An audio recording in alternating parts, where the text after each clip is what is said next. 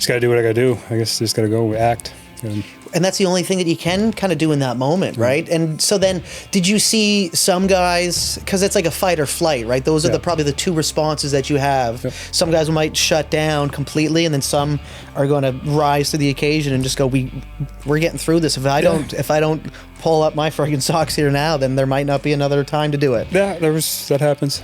Some guys, I mean, you get all that training all you want, but you really don't really know how you're going to act until... That's just it, because you can't simulate that. No, you can't actually, that's the thing that I think a lot of people don't understand. Like, well, you're training for that. Yeah, but you can't train for that. No. You can't train for actually getting shot at. No.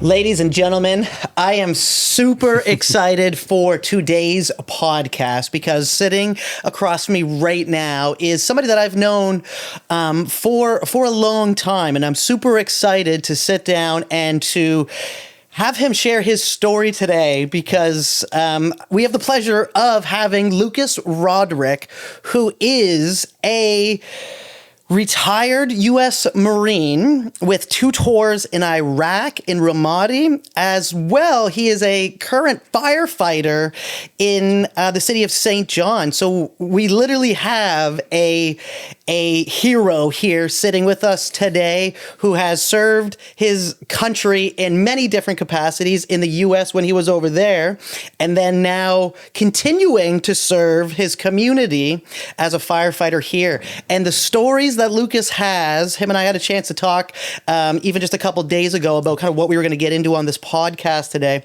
And the stories he has is absolutely incredible. And I'm super excited to get into it. So, Lucas, thank you so much, first of all, for coming in today, man.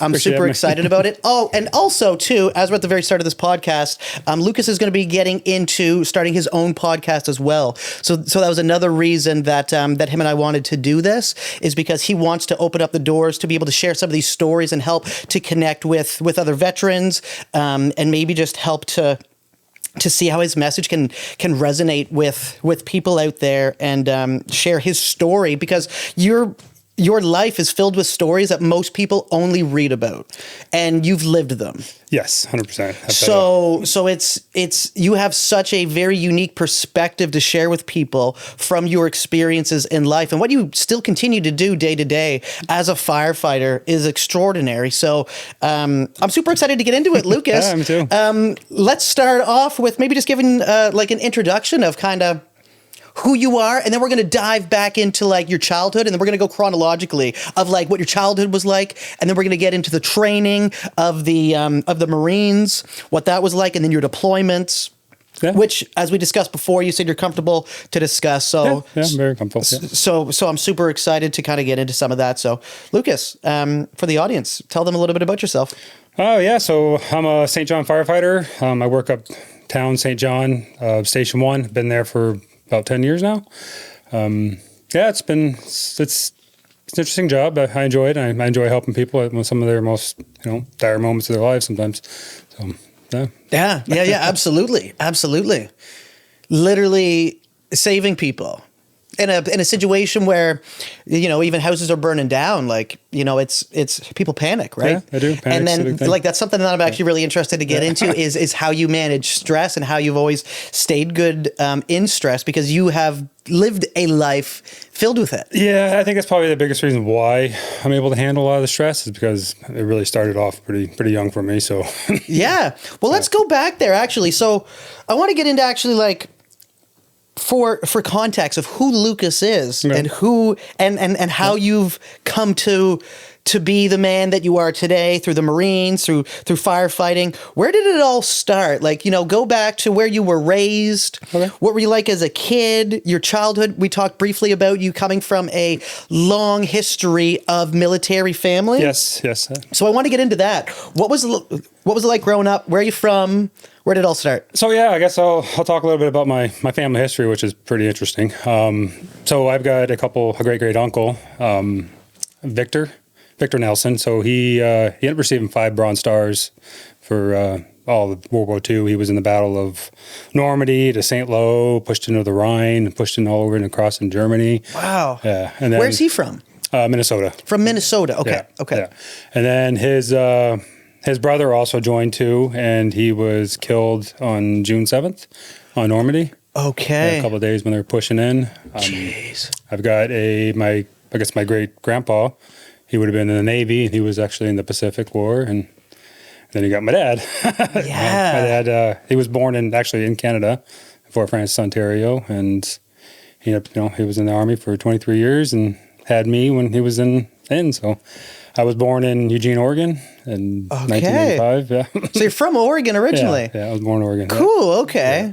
Yeah. That's really cool. The only person I know from there is a guy I follow, Cameron Haynes.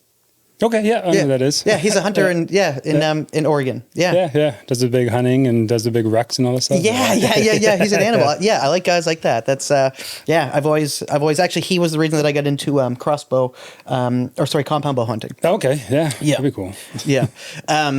So then you come from a long line of military family. Yes. Was that something that you realized early on, or was it kind of just like you thought that was just part of life probably? Because like, did you hear a lot of stories about family being in the war and anything like that? Like, did you hear stories growing up? Did you kind of like look up to your uncles and your dads of like, that's what I want to do? Did you think you were going to take that path when you were younger?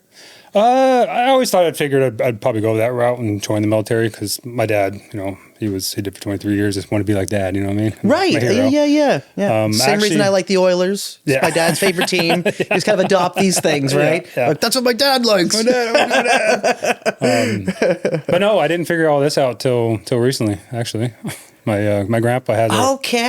Okay. So that's okay. So all the stories is kind of like you looking back and going, what was my family like? Yeah, and then I kind of realized like, whoa. Yeah, you have a long line of warriors. Yeah. 100%. Yeah. And the interesting part is I think, the majority of us do. The majority of people today come from ancestors that survived everything. Yeah, 100%. They survived all of the things that have happened, right? And it's like, that's the reason that we're here today. And I think a lot of people don't even give themselves the credit for that, right? Like a lot of us kind of like wake up and just go like, oh, things are hard and I have anxiety. And it's like, we have to dig in. Like our ancestors like would have dealt with some even harder stuff that we're dealing with today, right? And like we're sitting here going like, oh, life's hard. It's like, dig into that ancestral DNA that survived. That like animals. Is the right animals, really? Like out hunting the plains and fighting in wars. And it's crazy when you think about how we even got here and then what our ancestors would have had to go through. And I know not everybody comes from a long line of warriors, but I think that anybody that's here today, everybody went through hardships to get here. Yeah. So they have some type of resilience in them, in their DNA. 100%.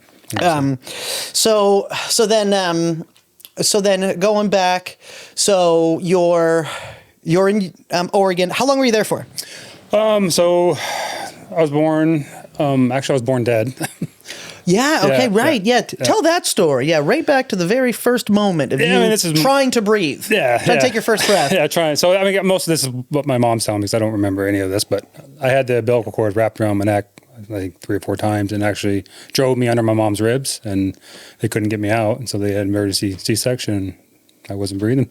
That is crazy. Yeah, that's a crazy start from the moment that you were born. Yeah, pretty much. Like coming into the world and you're like... Started right off in the beginning. Started right off and just a little bit of a struggle right there. Yeah. Just kind of fighting, like literally fighting for your first breath. So then, what was, what are some of your younger memories like of like, being a kid in school? Were you like a quiet kid? Were you more outgoing? Like, I was a lot quiet in school. Me being born dead, they actually missed I was tongue tied, and they actually missed it because I was an emergency. And what does that mean? Pretty much my tongue was glued to the bottom of my mouth. I couldn't speak very well, basically. Okay. Yeah. Okay. See, I thought tongue-tied was just like if you're lost for words. I thought it was an expression. Is it a real medical thing? Yeah. Okay. Yeah. So I couldn't touch the roof of my mouth for the longest time. I couldn't I just couldn't use my tongue to speak, basically. Okay. So then were you going to like a speech therapist when you were younger? No, I had surgery. Because I did that. Oh, really? Oh, yeah. I stuttered like a bastard when I was younger. No, actually, I had surgery. I had surgery to get it done because it was just driving me nuts, and that was just a couple of years ago, actually. Oh, really? Yeah. Jeez, I didn't know that about you either. No. Yeah. Interesting. So what kind of surgery is that? Is that fairly invasive? Like, do you feel more movement in your tongue now? Yeah. Like it was an actual restriction of of how your tongue moves. Yeah, he said it was pretty much concreted to the bottom of my mouth. Jeez. Yeah, okay. So, and I wasn't touching the roof of my mouth the first time was a pretty weird feeling, but Oh, interesting. yeah. Okay. So then, probably like I feel like you were more quiet then, kind of. Yeah. I didn't really talk much. I had ADHD growing up and dyslexia, which were another fun issue. Right. Yeah. Right. Yeah. At what point did you decide to join the Marines? At what point was that was that the direction you were going? Because I think you and I talked. You said you joined when you were 20 years old. Yes. So then this was after high school. Were you doing anything before you joined the Marines? Did you have? I actually was going to be a minister. Actually. No way. Yeah. I went to the Bible college in Jacksonville, Florida, and did that for a bit. It didn't pan out. What was that like? It was different. It wasn't. I don't know. Then you were young doing that too. So then, how old did you start that? Yeah, probably been around 18, 19 I started doing 18 or 19. You were going, and it was to be a pastor? Yeah. 18 or 19, like right when people are like starting to drink and party, and then you were like, you were going the opposite route. Yeah. Did you do much of that growing up? Were you much of a partier, much of like? Oh, I got in the Corps. Oh, yeah. Well, in the Corps, but before that though. There was a few times I went out drinking with buddies or something like that. But so that wasn't a formative portion of your life. Okay, that's very interesting. Okay. Yeah. So then pastor, and that didn't work out. Was it like you realized that you were going down maybe a path that wasn't for you at that time? Yeah, I believe so. Yeah. And I didn't like the whole squeaky white clean people. And I just didn't sit right with me because I know nobody's perfect. Right. Yeah. No, absolutely. Right. Absolutely. And then, what a contrast then to switch into the Marines. Where did that all start with the Marines? So I was working in Florida for a bit, and then ended up getting a fight with a guy at a foreman, the framing guy or whatever. Ended up moving back home. It didn't work out. Was kind of home for a bit, and Dad was saying, "Hey, it's time to get off Mom's tit and go." You know what I mean? Right. Yeah. So kind of like just giving that ultimatum. Yeah. So he said, "Hey, you got to do something. You can't be hanging around here." So, you can't be hanging around here. Yeah. That's fair. Yeah. So.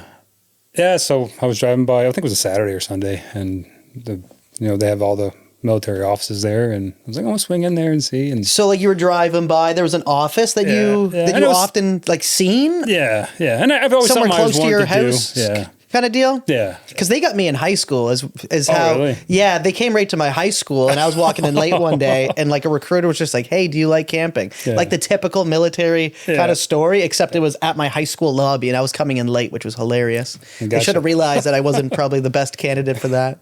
Like, hey, kid, that's late. We're gonna sharpen you right up. Oh yeah.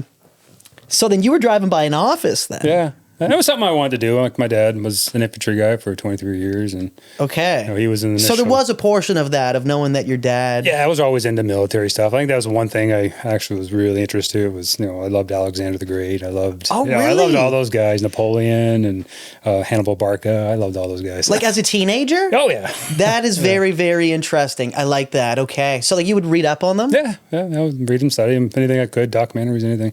That is pretty cool. Okay, so then you kind of like that, like warrior conqueror. You liked the tactics and how they won. Yeah, tactics. Yeah, absolutely. Yeah, Napoleon had some very fascinating tactics. Yeah. So I was big into that, and I kind of knew I was probably eventually going to go down that road. So interesting. Just what branch, I guess. Okay, so then you walk into the office. How did that go? How was do you remember that pretty vividly? Is that a very core memory of yours, walking in and kind of starting that process? Oh yeah. Because I feel like that's a big moment for anybody. Yeah, right? well, I should have known better because it was on a Saturday and the only one open was the Marine Corps one. So okay. So I was like, I'm gonna go in here and check these guys out, and got talking to the guy, and I went and took my ASVAP, and a week later I was in boot camp. ASVAP. It's just like the military test to place you for your jobs kind of thing. Yes. Okay. So it's like the like the aptitude test. The aptitude test. Yeah. Okay. Was it all multiple choice? Yeah. Yeah. Was it on a computer or was it on paper at the time? It was on a computer. On a computer, yeah. Did it have like the spatial awareness test on it? And it had all kinds of different ones between mechanical and all kinds of stuff. Yeah. So then you did that. Now, I want to figure out, why did you pick Marine Corps? Did that just happen by fluke because it was a Saturday and that was the only office open? Or is that really where you wanted to go? Was that was that ideal in your mind of where you wanted to be? It was going to be either, I kind of grew up, I loved Full Metal Jacket movie growing up. That was another thing I wanted to ask, if you liked military movies growing up. Oh, I did too. Yeah. Okay. What was your favorite one? Full Metal Jacket. Full Metal? Half of it. I liked half of Full Metal Jacket. Cool. Yeah. And then Saving Private Ryan's a great one too. Yes. Yeah. That's a classic. That's a classic. And then, so I kind of, my dad was in the Army, so it was either going to be the Army or the Marines. It's kind of, I wanted to be the guy on the ground. Okay. Okay. I was going to go infantry. My dad talked me out of it, so. Good. Yeah. Yeah, it's funny. You, like, everybody, I feel like, if you're looking to get into the military, it's like you just think infantry, right? You don't even really think of the other divisions, unless you know people that are in the military that can educate you on the difference. But before, if you don't really know very much about the different military branches, I feel like everybody just thinks infantry. They think the main character kind of like plot line, and that's like every movie's based off the infantry guy. It's like, so then, every video game you play, it's another thing. Call of Duty, if you play Call of Duty, you're like, I want to be that guy. And I feel like that's also what I wanted when I joined the military, but I ended up going communications, and I'm so thankful I did. But at the time, I was like, I picked a lame trade, and I kind of felt like I'm gonna get like made fun of or something. Like I'm going like in the softest trade. But then it's like at the end of the day, it's like, hey, we all train to a similar level. The infantry is like way more psychotic when it comes to like the actual combat stuff. Oh yeah. But then I was like, well, I'm just glad that I get to hang out in my truck. We're all getting paid the same at the end of the day here, and I'm just sitting in my communications truck. And every other trade was just like out and soaked, and like, there was times where we'd be like attached posted to some of them, and like you get to get a little taste for a small window of what it's like to be them. Yeah. And that made me really appreciate the comms that I was in. So what trade did you end up going into? Did you end up picking? So I had a few different choices. I think I had combat engineers, communications, same as you. And I had infantry, a few other ones I can't remember, like a wireman and stuff like that. Ended up going communications just like you. Carried radio on my back, basically. So I did that. Probably should have just won infantry anyway, because both my deployments were provincial. We got a task out of the provincial infantry unit, so I didn't really do my job that much. Right. A little bit. I mean, I still programmed the radios, but I still had to.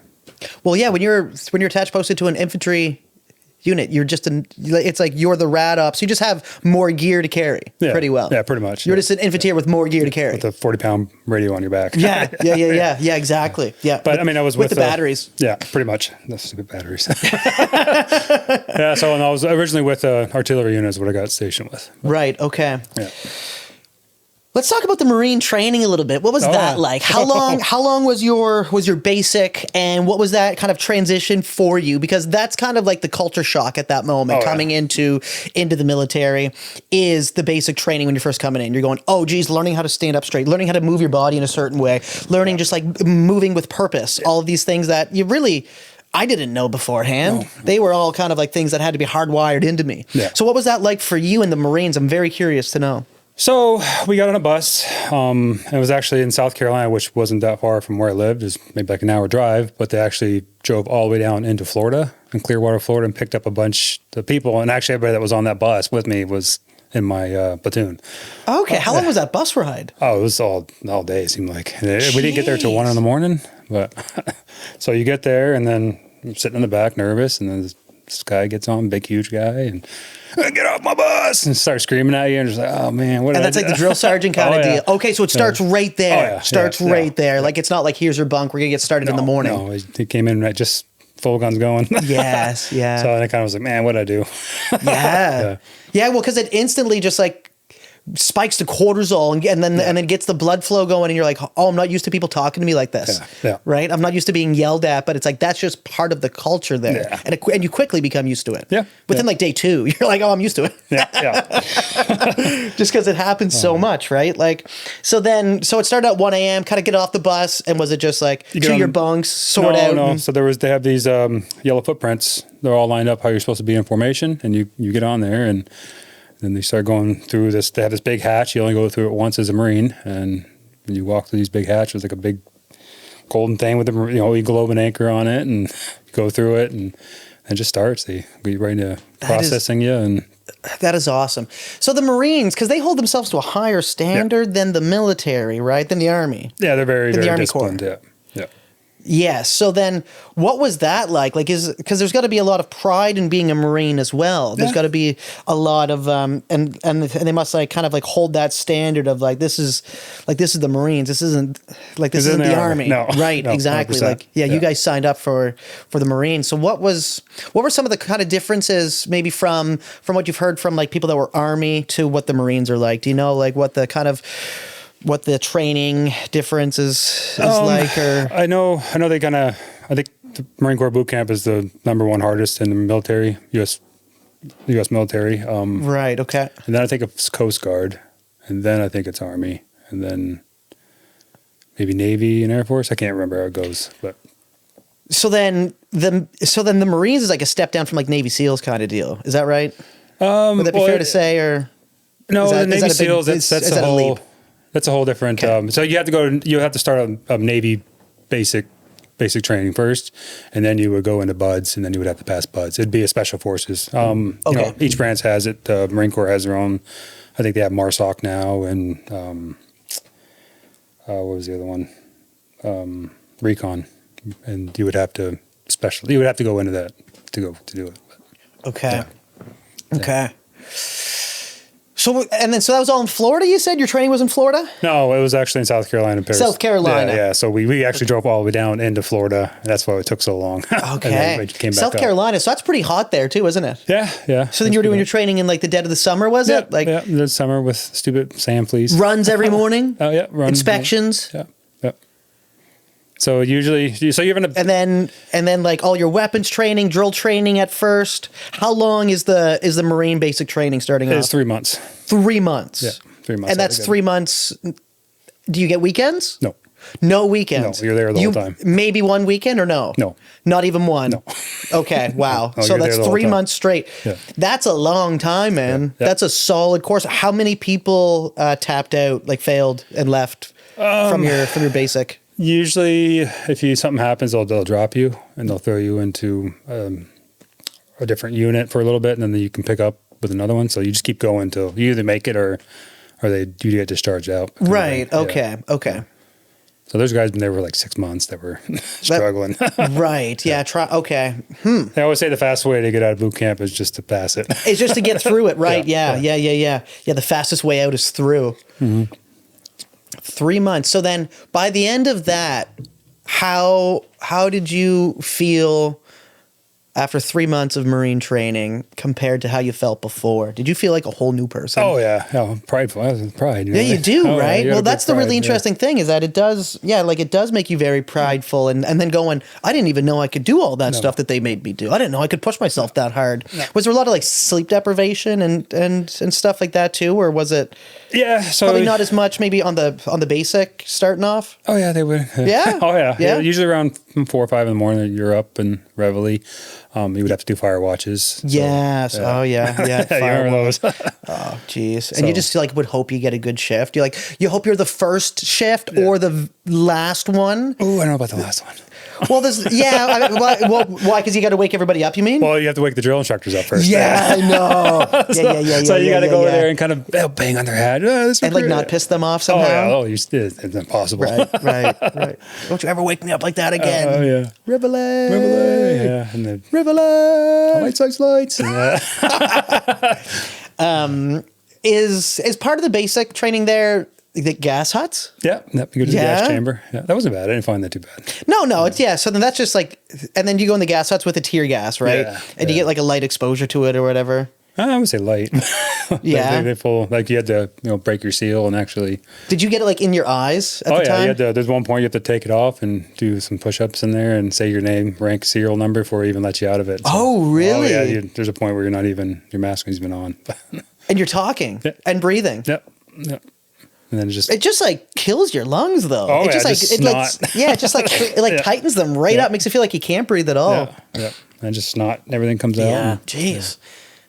And then, then that's also weapons training. That's drill. So like at the end of that, you're marching, you're shooting, so that's pretty well your soldiers. Like, so for us, I'm trying to wrap my head around it going, we have basic qualification and then we have soldier qualification. And then on your basic, you're learning the drill, you're learning the like principles of like military, you're learning, like the ethics, ethos, kind of like what a soldier is, what it's about to be a soldier, how we take care of ourselves, the inspections, kind of like making sure that you're dressed properly, doing your boots, doing all that stuff. And then there's a very light introduction to the rifles pretty well, where you know how to field strip them and you can take them out to the range, but it's the soldier's qualification that actually teaches you the field portion of surviving in the field, of like going out, like setting up the tents, of the machine gun. So then you learn other types of rifles and weaponry besides your main C7. So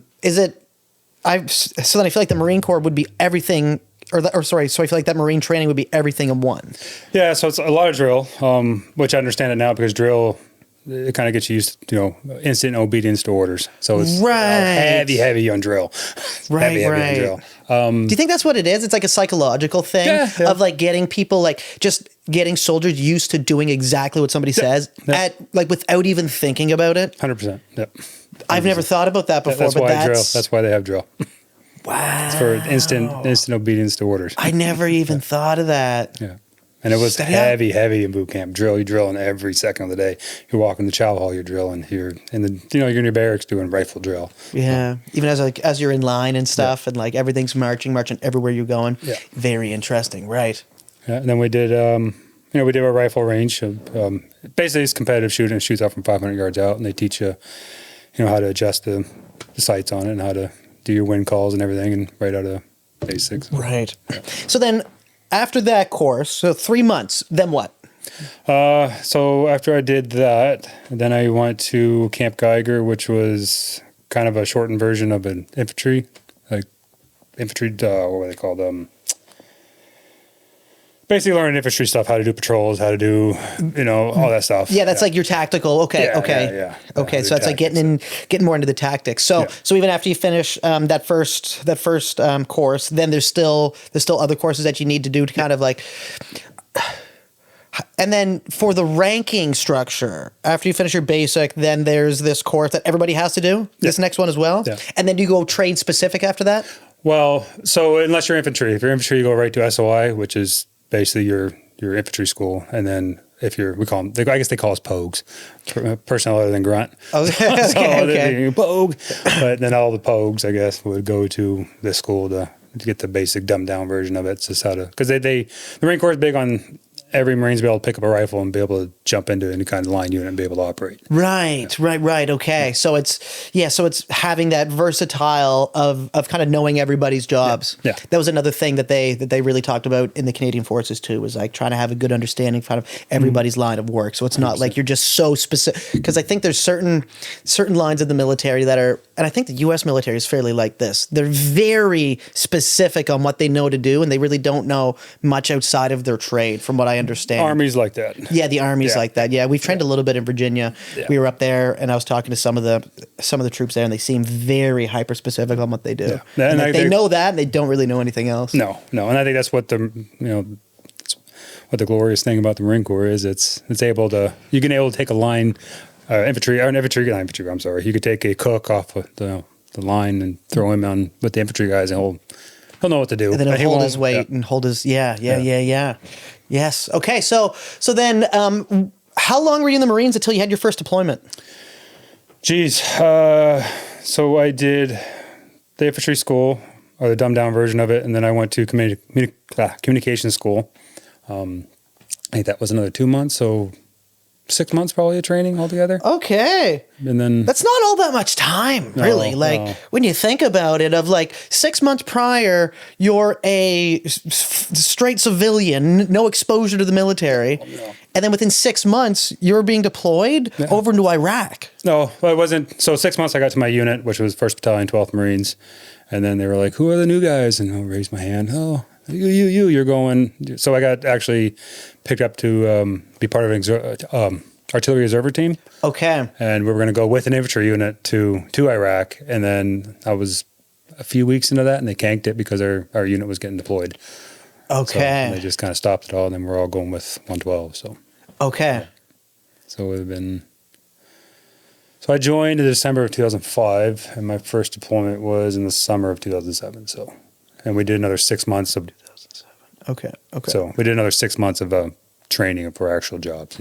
Gotcha. Okay. Yeah. Okay. That's still quick. That's still that's still a very fast kind of turnaround to being deployed overseas. And were you in a relationship at that time when you went overseas the first time? No. No. Okay. First one, okay. No. How far in advance did you find out before you were going? 6, 7 months before. 6 or 7 months. Okay. And then was that 6 or 7 months pretty well build up to then go over? Okay. Yeah, so then that's training and that's where you're really getting dialed in at that point, because it's we are training for the real thing here at this point. Yeah, you're running every day. You're getting Yeah. And you were 22 at that time then? Yeah. So is that right? Because you said you joined when you were 20? 20. Yeah, I was 20 when I joined. Does that math check out? Yeah. So about 22. Yeah. So I turned 22 in Iraq. Yeah. Yeah, when you think about just how young 22 is, right? And it's those, and that's the age of most soldiers too. That's that's the prime age. They get a lot of people when they're younger, because that's when it's the most appealing, I think. Yeah. Oh yeah. I wouldn't do it now. No. And I often think back to that of I don't know if I'd want to even go through the training that I did now. It's I don't know if I have the tolerance for that anymore. I'm so glad I did it when I did, because it helped to shape me who I am today. But I'm I don't know if I would really want to go through any of that. So then your deployment. So let's talk about that. So 6, 7 months of build up training, and then. What was it like, the weeks leading up? Were you feeling nervous at all, or was it just almost excitement? You were probably excited, I bet. Yeah. You're probably excited because you and your so is it a section? Is it a company that was going over? Who are you? A battalion, yeah. A battalion. So then you and your battalion of guys who've been training for the last 6, 7 months, all doing the build up together, all training. So then you get to know the person beside you inside and out. And another thing that's, I think, hard for a lot of people to understand is the camaraderie that you build up when you're going through all this training together, and these super difficult moments, and you see the people beside you survive and thrive through these moments of mass difficulty constantly, so that you start to build trust as a cohesive unit together, going, we're able to go through anything. We're able to go through anything together. And that is just such it's something that you don't really get. I didn't realize at the time, even in the military, I didn't realize that this is something that you don't get to experience normally in life. I kind of thought oh, there must be other examples of this, but there's really not that many. No, not really. There wouldn't be that many, but then now you're a firefighter, and I'm sure there's probably similarities there, which I'm excited to get into. Yeah. But yes, let's talk about that first deployment a little bit. Where do you want to go to there? What did that look like? We flew in to Kuwait, I believe, with a C-130. Okay. And then we got on helos. So then you were pretty well loading up kit in Kuwait. Well, so where did you leave from here? We left from Hawaii, From Hawaii, okay. Flew to actually Bangor, Maine. Oh, fun. Fun, okay. And then we went to Bangor, Maine to Germany, and then from Germany to Kuwait, and it ended up being a 22 or 23 hour flight or something like that. Wow. Yeah. Okay. Yeah. Okay. And then we got on some helo, and then we flew into what was it? I think we might have flown right into Ramadi, I believe. Yeah. What was one of the first things that you remember being a shocking thing, even just about the landscape? Because I feel like there's the no landscape color. over there is so different from anything that color. we're used to. There's no color. No color? No, it's just brown and black, and there's just nothing to it. And a few patches of green around the Euphrates River and stuff, but Like just like sand, desert, mountains. oh, just sand. It's not Just even sand? mountain. Yeah, it's just Iraq's just open sand desert. There's really nothing there. There's no color. But Jeez. yeah. That was Like big, no trees. I mean, there's trees. They got little palm trees and stuff around, Little but it's palm- all around the Euphrates River, and yeah, there's nothing to it. Interesting. So like, and then the heat, what was that like? It was more of a dry heat. I came from Georgia, and that was more of a humid, hot, damp heat. This was just felt like a blow dryer was blowing in your face. Is what it felt Just like. constantly. Yeah, just really hot and It's like a blow dryer blowing in your pretty much face. a blow dryer, all yeah. times of the day. yeah. Okay. And then what did that look like kind of getting settled in? What is that like? What's that feeling of kind of going over there, settling in and just being like, okay, now I'm here for how long? 7 months? 7 months. Yeah. Oh, geez, that was a long time ago. That was different. I was just kind of excited to do it and get it over with, and I got kind of rocked my first 2 weeks in, so it kind of made it more of a reality to me. But yeah, so I was standing up in a tower and ended up getting hit with a 3,000 to 6,000 pound VBIED. So then In the first 2 weeks. yeah, I was up in this tower for 8 or 9 hours, and I just got a force in my chest, almost sucked the wind out of me, and nearly knocked me over through all the dirt and sand in the air, and was really confused on what happened. And I got looking around, and there's a ball of smoke that went probably a mile wide in the air, and just as wide. It was just an eye opener, put it that way. Damn. And that was an explosive. So there was a truck loaded with explosive that drove up to the tower that you were in. Yeah. Oh, not in. So Or it was near the outside tower? the base. Yeah. So it got blown up before it reached us. It Okay. was about a quarter mile, half mile out. So. Damn. But then, but you obviously still still feel hit that. that. And that was probably coming for you guys. Yeah, it was coming for yeah. No, I think it might have hit a checkpoint. It might have killed a couple of Iraqi police. But Okay. Yeah. Talk about an eye opener. yeah, Wow. Yeah, it rocked me. Wow. And then after something like that, is there a big debrief on like here's like things are happening here. The enemy force is like extremely active, but you guys are obviously getting briefs on that even beforehand too. Yeah. So I mean, I guess you would have known. And also, too, for context, you're coming into Ramadi. What was the scene like at that time, I guess, for the full context? I mean, everybody's heard the stories of, Jocko and all those guys, even that new movie Warfare. That's we all knew that was going on. We were expecting, they even told us that we could possibly lose a bunch of guys in this. But I feel like at that time, it probably wasn't as common. Like now, looking back, there's a lot of stories that are coming out from it. But at the time when you were there, I feel like maybe you not have been expecting that, or like what were you expecting? No, I kind of did you expect that? Okay, cool. There was a lot of talk on what was going on over there, and there was a lot of heavy fighting going on there. So, Okay. And then that year I was deployed was actually the bloodiest year in the whole Iraq campaign. Wow. Yeah, we lost 4 guys at deployment. It was a sister unit. They ended up getting hit with an IED, and Damn. it was a pretty wild year. Did you know any of those people? No, I didn't know any personally. We just heard the stories. I actually went to their funeral, or wake, I guess not wake. How do you call it? Like service? remembrance? Yeah, like a remembrance service. Yeah. Right. Yeah. Okay. And I got to meet General Petraeus. Okay. Yeah. And so then that was fairly early on when you were over there as well? About middle of it, yeah. And then he would always get call out for the guys come and get blood and stuff like that, and you go in there and people would be all mangled up. So Yeah. And then so then when you're over there, it's 7 months straight, right? Yeah. Like it's every single day. Are you leaving that tour at any point? Because I know sometimes I feel like I've heard of some people that get to leave a tour like halfway through for a little bit and then come back. Is that a Some thing that guys happens did. with Marines or no? yeah, they kind of pick and choose. So I didn't get picked. Okay. So I did the whole time. Yeah. I Okay. didn't get to come back. And that was probably because it was your first tour or something, or I don't know how they're with the rhyme or reason they picked guys. They just kind of pick random dudes and they go to Qatar City or something and kind of go on a little R&R or something like that. right? Exactly. Yeah.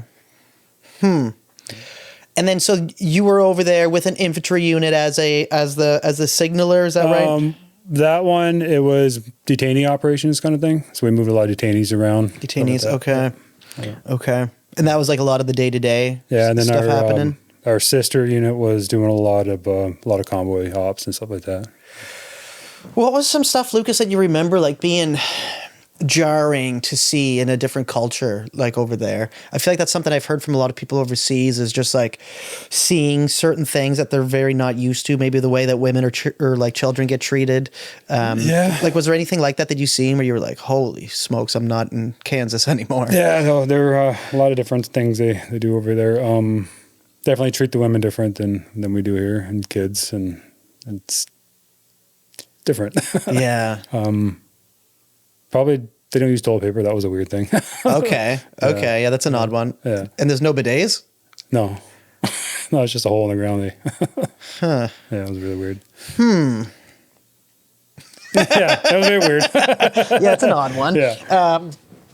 And then like the heat. I feel like the heat would be a big one. Like, how hard was that to get used to? That's something that a lot of people, I think, don't like understand, especially as like a Marine. Like, you have to keep your uniform on pretty well all times. Like, are you sleeves up? Are you allowed to roll your sleeves up while you're on that deployment?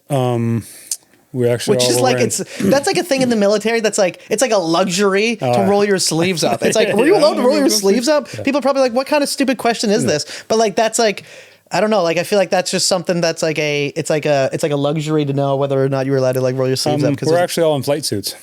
So everybody was there. We issued flight suits because of IEDs. So like guys were getting burned, and so a flight suit is like, that's even heavier then. It's like a just coverall, like a Nomex coverall. Pretty warm though. Yeah, it was pretty. Yeah, probably not something that breathes very well. No, and you got your full kit on, your flak, your jacket, your helmet, and day pack, and all that stuff. So yeah, and the helmet just holds all the heat anyway. Like your brain's cooking up there. Yeah, so it was. You get used to it. I mean, did you have the orange ballistics? Oh yeah, yeah. The gloves. Now, why orange? What is it with the orange ones overseas? Is that just ideal for the? It depends on the color. I think mine were actually more like a sunglasses kind of thing. Okay. They were. Okay. So it's just explosions. They don't want to get any shrapnel in your eyes. So 100%. They're ballistic. Yeah, that's the BEWs, right? Yeah. The ballistic eyewear. Yeah. And that was seven months. So then, was there that initial 2 weeks? That was like one of the first big explosions. But you said it was a pretty active tour. Was there a lot going on? Yeah. The things that I was reading about when we were sitting at the coffee shop, was that the first tour or second? No, that was my second one. That was your second. Okay. Yeah. Okay. That was my second one in 2008. Was there anything else you wanted to talk about the first tour? Things that you... I almost was in a helicopter crash.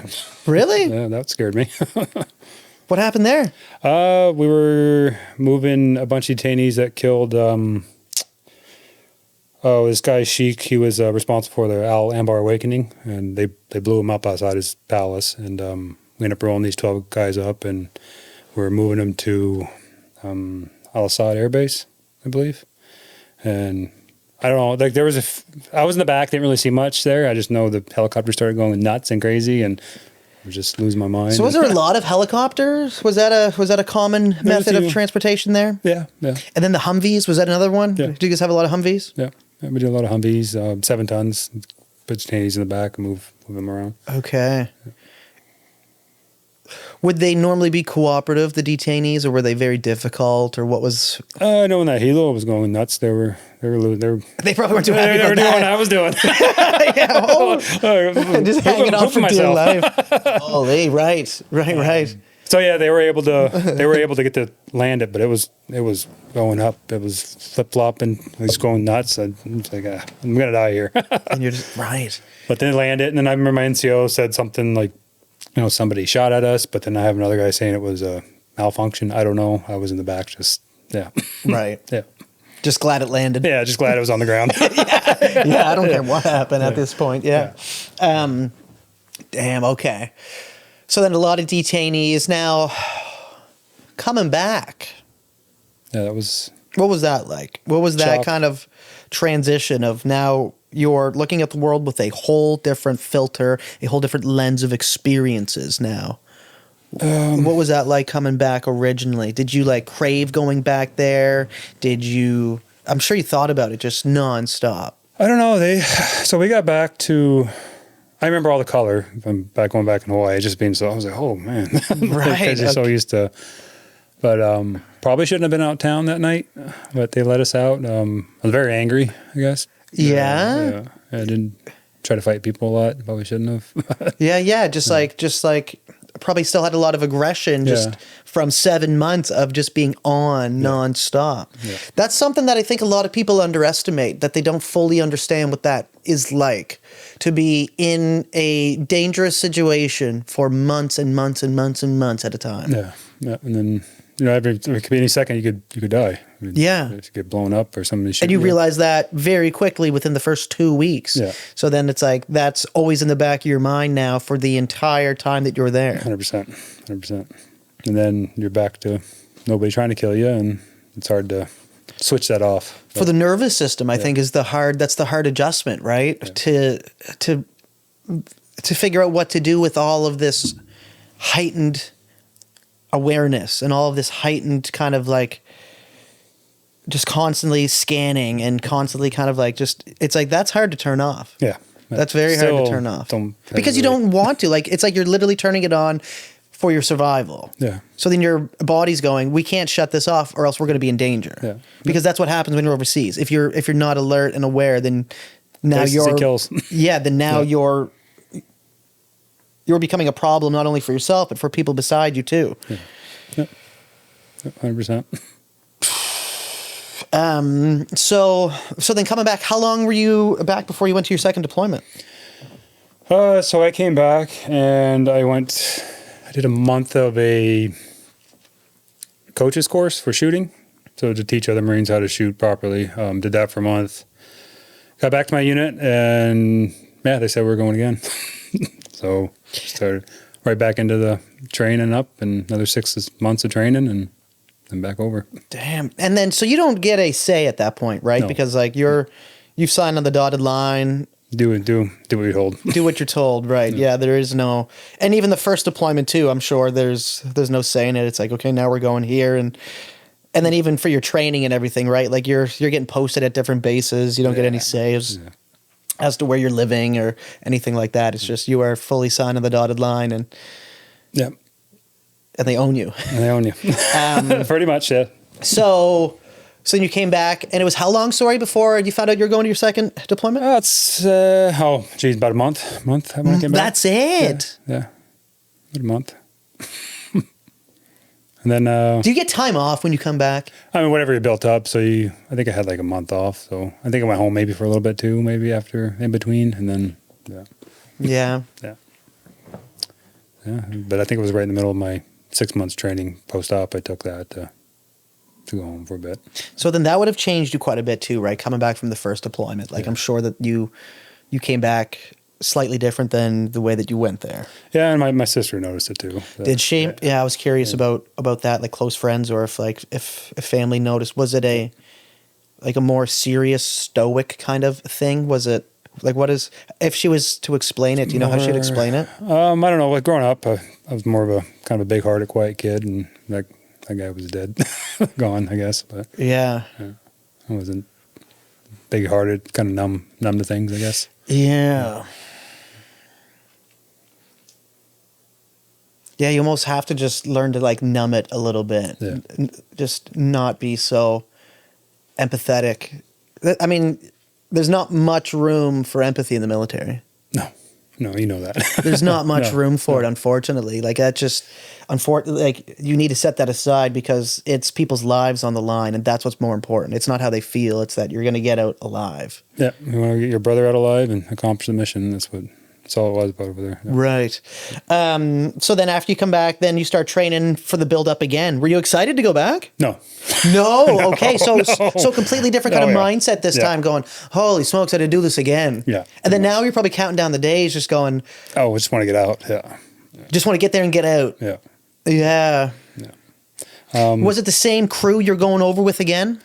No, some guys, their times are up. Like a lot of my NCOs were close to there. They got moved to different stations. And I was more I became an NCO myself. But, okay. And then I was had a bunch of newer guys with us, but my second one. So then you went officer at that point? No, it was non-commissioned. Oh no, yeah, sorry. Yeah, NCO. I was thinking officer. Okay, yeah. No, yeah. So we usually when you hit E4, it's a non-commissioned officer, so you in charge of a fire team kind of thing. Okay. Yeah. So then, when you find out that you're going back, do they tell you exactly where you're going? Did you know you're going to the same spot again? Yeah. So then you were pretty well. You were relieving. So then you went there, and the people that were relieving you pretty well relieved them when you went back? Something like that. Yeah, no, I think they might have. Because it seems like it was just like a 7-month turnaround. No, so they did, yes. They would have, it'd have been the next unit. So they would have relieved us, and they would have done their 7 months tour. Like, that's so crazy. You end up saying, like, okay, like, here's the brief of everything, and then you show up, and they're briefing you now. You're just back. No, usually it was, so they would have done their 7 months of deployment or whatever, and then they would have been. Yeah, I guess so. Yeah, it would have been that way. Wouldn't have. I'm trying to think of it. I never really thought of that. Or maybe it wasn't the exact same spot, but so like pretty well. You had just enough time for like one other rodeo to be in there. Yeah, but we didn't. My second tour, we didn't do. I wasn't with the detainee stuff anymore. I was doing more of the convoy stuff. So okay, yeah. So then, how did the second tour differ from the first one? In a lot of ways, it was more kinetic, I guess. Yeah. A lot more. And like kinetic meaning like firefights? Yeah, one of them. And a lot more IEDs, hitting IEDs and getting shot at a lot. Yeah. Yeah. Well, I guess I got shot at in the first one too, but yeah. But not as much as the second one. Not as much. No. That is still so crazy. Yeah.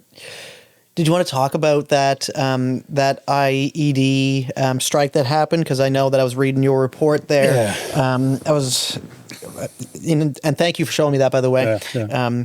And that was as I was reading through that, I was just trying to picture from the way that it was explained from many of your different counterparts that were over there, and I'm just trying to like picture that, and it's just it's something that's so hard to wrap your head around of what you guys went through in that moment. But I want to hear from you, obviously. Yeah. So we had a mission to take a bunch of TCN trucks. So it was a bunch of supply trucks. We were moving them from one area to another. And we were coming up into Ramadi. It was December 22nd. I remember being cold. It actually gets cold in the desert at night. Okay. Yeah. December 22nd, 3 days before Christmas. Yeah. And like then, that's when like most people are like sitting around drinking eggnog, and they're like just getting off work, like, oh, I got a week off, and everybody's like, that's what the rest of the world is kind of dealing with, and then this is what you're dealing with. Yeah. So, and I was a vehicle commander at the time.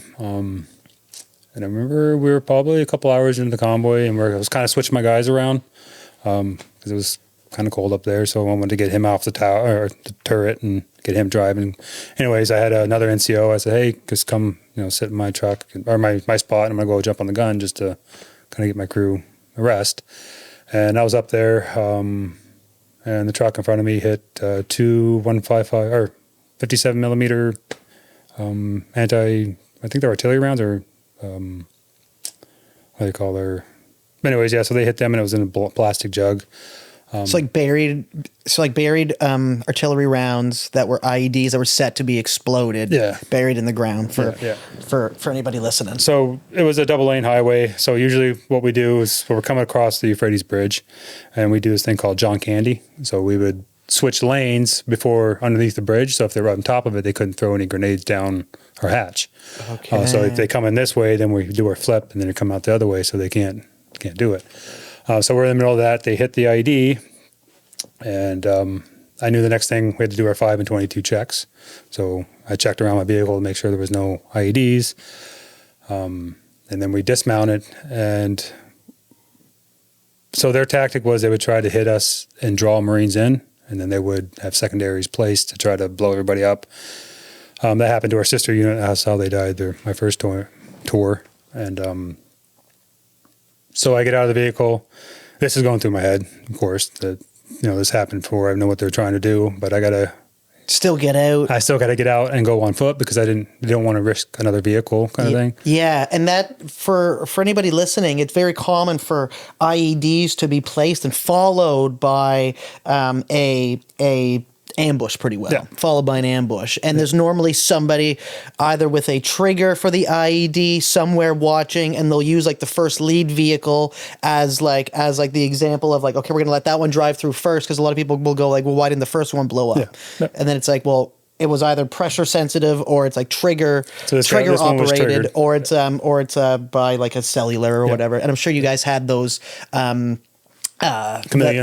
that pushes off radio signals. That like it's like a bubble of protection for radio signals. So they can't get a cell phone. So that they can't activate it through a cell phone signal. Yeah. But then it was a trigger operated one. Yeah, it was command wired that. So they had wire. So he had it ran to that ID, and he was actually hidden behind a HESCO barrier. And you guys are all trained on that and know that. So when that happens, you almost know, okay, there's a firefight about to break out here. I mean, not necessarily, not always. It doesn't always happen in firefights. Okay. Sometimes it would be either a secondary ID they would hit you with, or they would start shooting at you, basically. Yeah. And I know, Waller was in the lead vehicle. He saw a couple guys up there calling cell phones, using them. Ended up being a guy in HESCO barrier that set the ID off. So anyways, I'm dismounted. This is going through my head. There's probably going to be a secondary, is what I'm thinking. So as I start moving forward with another guy, start hearing a bunch of just small arms fire going on. So the left of us was was the city of Ramadi, a bunch of buildings, a bunch of canals in there. A few other guys seen a couple bursts from, it was an RPK fire, and in the Grove, there's another guy that's seen a bunch of flashes in the Grove.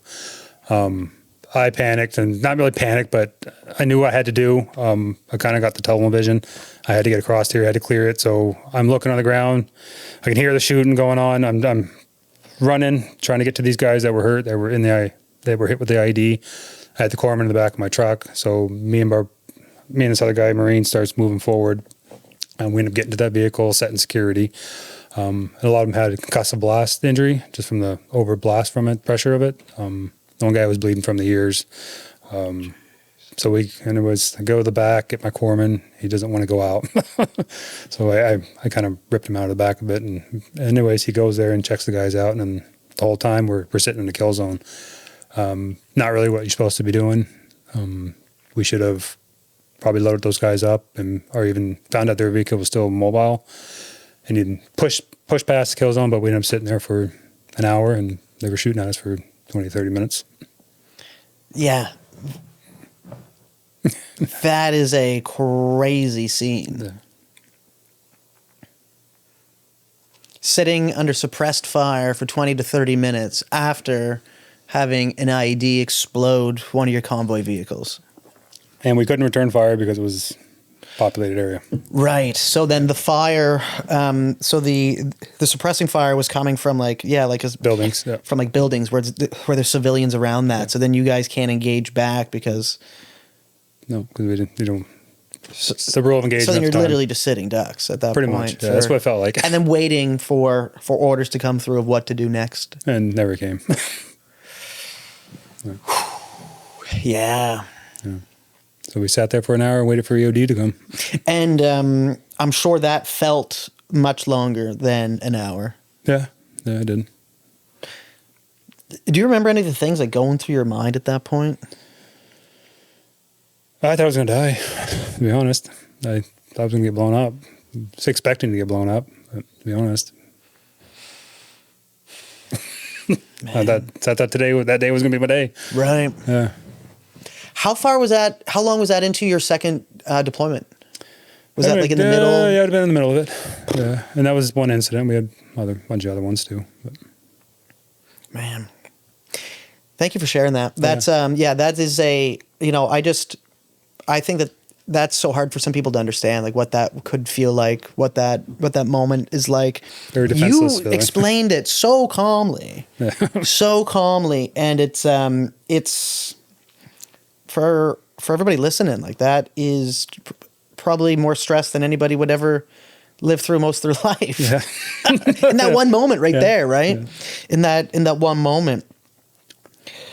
And to be honest, I don't know, I lost a lot of fear of death because of my childhood. Had severe asthma and actually went hypoxic once and kind of died a little bit. So maybe I lost, I just knew it wasn't as bad as I think. I wasn't I knew what had to be done. Had to get done. So, yeah. So then, what does that do to your stress tolerance? Does that make it hypervigilant, or does that then kind of have like such a buffer for you of what your stress tolerance is? Do you feel like you're able to handle much more stress because of situations like that you've dealt with, or do you find that it kind of plays with your nervous system a little bit as well? I'm very good in stressful situations. Yeah. When I'm at home alone. That's the weird part about that's it, when right? it really starts hitting you and really starts playing on your mind. When there's nothing going on, when there's nothing to stress about, that's when it's hardest to manage. Do you find? Yeah, that's something I've heard from a lot of people is like, you know, once you get used to being in those stressful situations, there's almost like calmness to it because you're almost wired for that. And that's what I think the training does for soldiers and for Marines, is it just wires you to handle stress. That's what the whole point of all the drill, the timings, these like impossible, like timings to meet and like these impossible standards to uphold, is all this massive amount of stress all the time, simulating being in stressful situations for prolonged periods of time to just eventually get you used to handling stress so well. Yeah. To then to a point where it's like, if things aren't stressful, you literally don't know what to do. Pretty much. Yeah. Right. It's like calmness is like, and then almost because calmness, you would think it's going to lead towards, it's like stress is about to come. I can't even let myself be calm because like, if I do, then that's when the moment's going to strike. Yeah. Then I'm going to let my guard down and something bad's going to happen. Yeah. That's my biggest issue, is when everything's quiet. Kind of sitting with your thoughts a bit. That's when it's going to hit you. And the time, just got to do what I got to do. I guess just got to go act. And that's the only thing that you can kind of do in that moment, right? And so then, did you see some guys, because it's like a fight or flight, right? Those are probably the two responses that you have. Yep. Some guys might shut down completely, and then some are going to rise to the occasion and just go, we're getting through this. If I don't pull up my friggin' socks here now, then there might not be another time to do it. Yeah, that happens. Yeah. Man. Some guys, I mean, you get all that training all you want, but you really don't really know how you're going to act until... That's just it, because you can't simulate that. No, you can't actually... That's the thing that I think a lot of people don't understand. Like, well, you're training for that. Yeah, but you can't train for that. No. You can't train for actually getting shot at. No. I think that's actually sometimes why they put us in the butts at the range, because it's like at least bullets are flying overhead, right? So then you're literally sitting there staring at a target. It's like crack, crack, crack. Okay, crack. And it's kind of, and I'm going, is this to get me used to have bullets flying over my head? 100%. 100%. Just right. I'm like, geez, is this ever fascinating? The fact that I can just be sitting here with a buddy of mine and there's live bullets and just flying over, and then you're cracking jokes and they're going like talking about the shitty ration pack you just ate or whatever. Yeah, 100%. Well, there's freaking crack, and they're like, okay, and then you freaking slide it down, put the next one up. Yeah, no, and I mean. And even now we're kind of fighting for some awards for those deployments. So yeah. Did you want to talk about that at all? A little bit? I don't know how much you're able to talk about it, so I didn't want to bring it up. Yeah, no, I know I try to push it into the awards board. There's been a couple guys who've been working on this for the last 15 years. Ends up, I don't know what happened.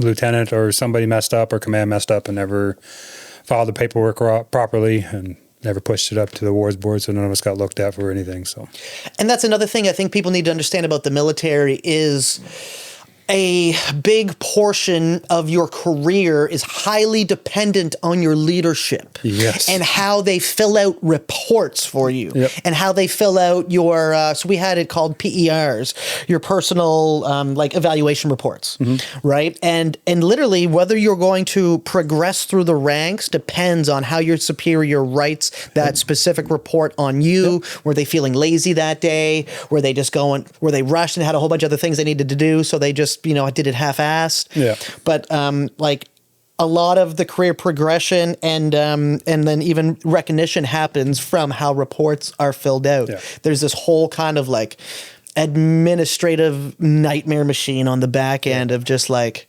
boring, dry paperwork that still has to happen after these incidences, right? Yeah. So when that incident happened, he should have filled out a salute report. Basically, it's a situation of what's going on.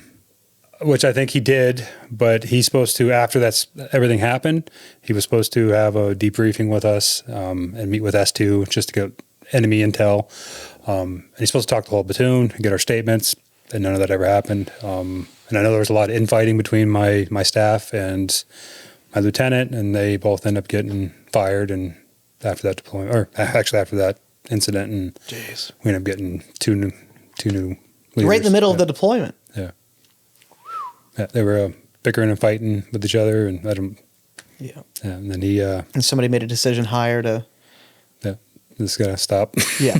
So. Yeah. There's plenty of incidents where he left us sitting in spots we shouldn't have been in. So. Well, thank goodness that they probably did, because, like you said, there was still a lot more that happened. So. Yeah. Yeah. Man, wow. Yeah. I hope that ends up. I hope that all ends up coming correct at the end of the day. I think it will. I've got plenty of evidence for it, and Yeah. I think it will. Just Yeah. gonna take time.